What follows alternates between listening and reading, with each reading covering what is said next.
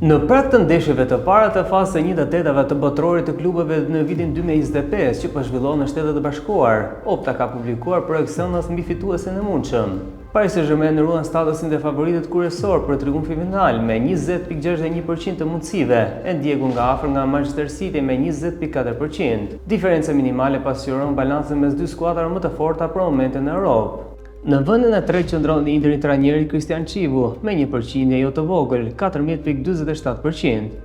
Pavarësisht humbjes të befasuese kundër Botafogos, parisienët e kanë rikthyer statusin e favoritëve falë cilësive të larta që kanë në skuadrës dhe fitores së Champions League-s.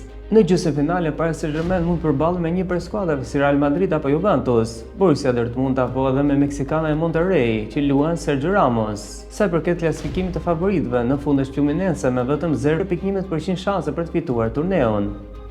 Ndërkohë Real Madridi Kylian Mbappé renditet vetëm në 6.9.69%, një shifër që le hapur çdo skenar. Gara për trofeun mbetet e hapur dhe emocionet pritën të rriten me afrimin e fazës së eliminim direkt.